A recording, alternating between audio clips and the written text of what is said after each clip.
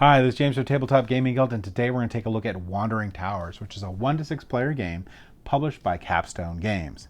This game is all going to be about getting your wizards to the tower and having all of your potions filled to win the game. This is a kid's game, and I've had this game for a very long time and finally got it to the table and enjoyed it so much I wanted to share it with you all.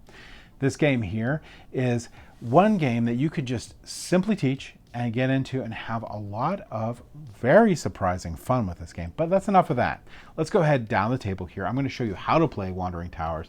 Then we're going to come back and I'll give you the rest of my thoughts.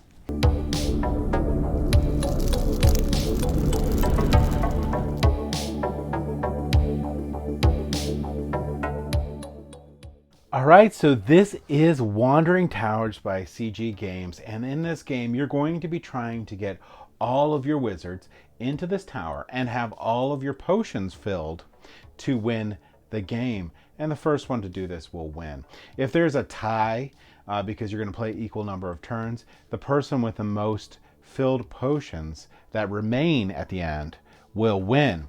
Now, for setup for this game here is going to depend on the player count. You have this chart right here, and 2 players are going to have 5 wizards and 6 potions. 3 players is 4 wizards and 5 potions. 4 players is 4 wizards and 5 potions. 5 players, 3 wizards and 4 potions, and 6 players, 3 wizards and 4 potions. Now you're going to hand out the potions here in the player's color, but you're going to hand them out in the unfilled side. So in this case, for a 6-player game, each player is going to get 3 potions. You're also going to figure out who's the first player and give them this token here. And we're going to have an equal number of turns in the game. So the game will end when it gets back to this player here after every one player has had all their wizards in the tower and all their potions filled. We'll trigger that.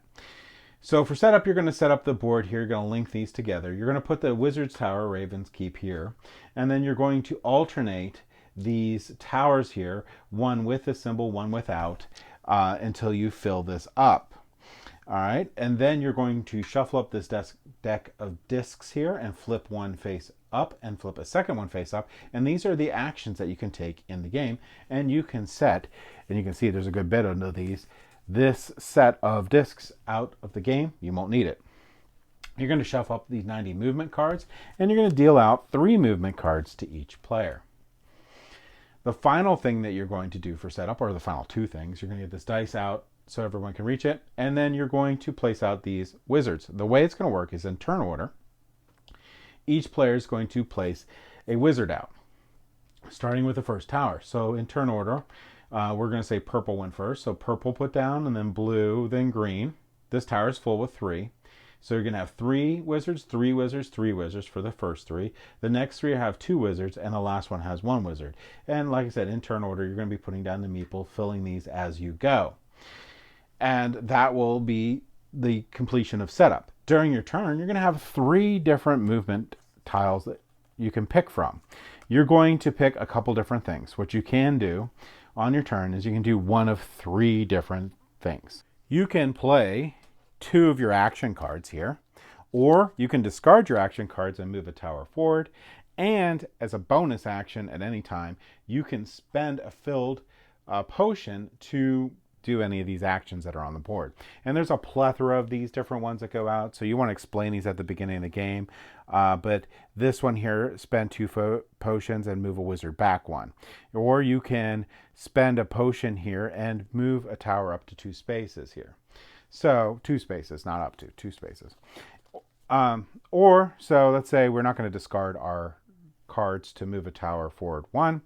We're going to do one of these. Now, one of the things we're trying to do here is once we play this card here, we can pick one or the other side here. So this side says I can move a tower twice. So let's say we do that.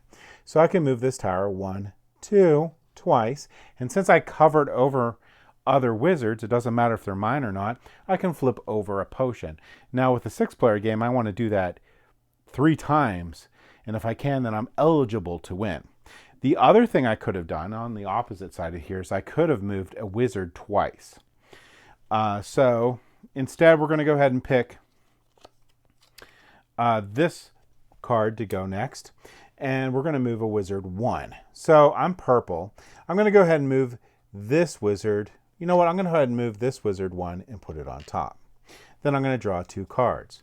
The next player is going to go. So let's say on their turn, they're looking at these, and I'm actually going to hunt for a special card in here because there's some special cards where you can put chance to the wind here. So they can go up to 5 here, so you get a lot of movement.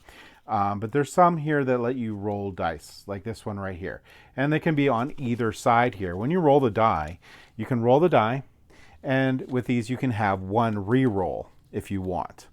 And after your re-roll or decide not to do your re-roll, you're stuck with the number that's there. So in this case, I got 6. So this player says I move their meeple 6 spaces. 1, 2, 3, 4, 5, 6. All right.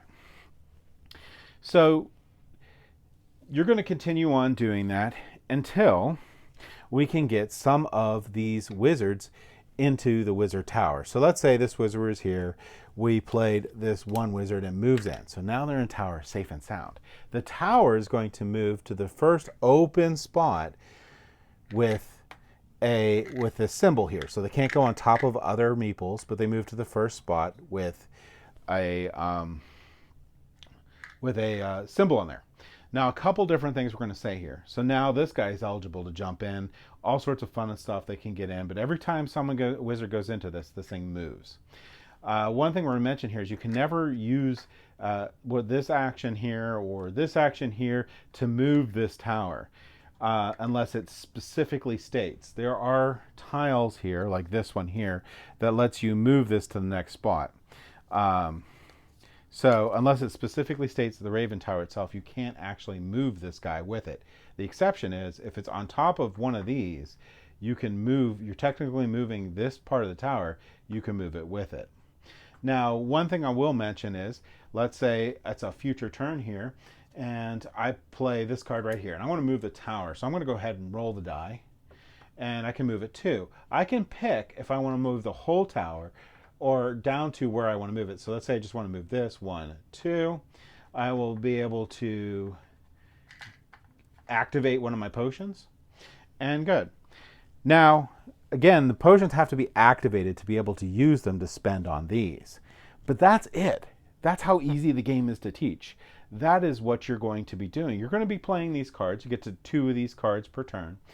Or you can discard them to bump a tower. And you can do bonus actions if you have potions available. You're going to be doing this. You're going to be moving these wizards around. You've got to remember where they were covered over and stuff. But you're going to be moving these wizards around in the intent that you're going to be getting all of your wizards inside of this tower. And if you do, and all your potions are filled, you're going to end the game.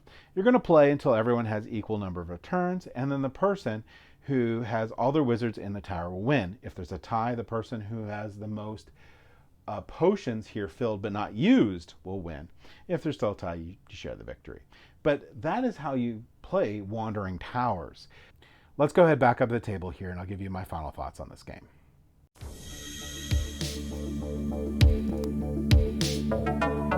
All right, so that was Wandering Towers.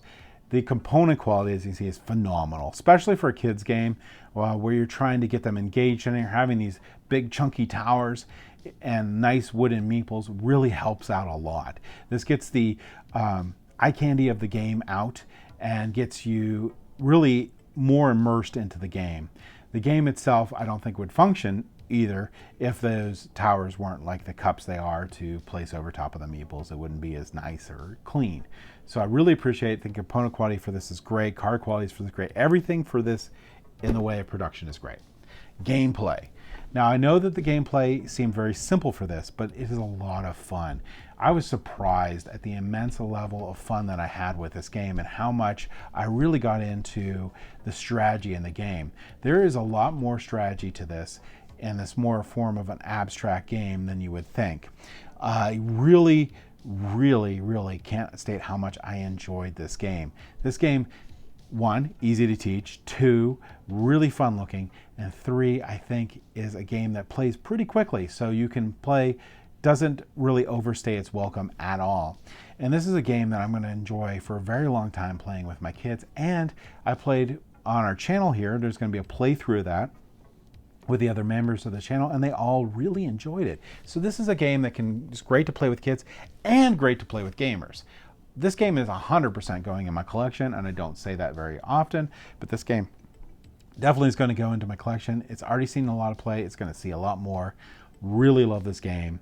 If you like the how to play on here, this game I would highly recommend checking out. But either way, that's my thoughts on Wandering Towers. If you like what we do, please like and subscribe. It really helps us out a lot. It helps us get more content out to you all and all that fun stuff. But either way, I hope you all have a great day, and thank you for watching.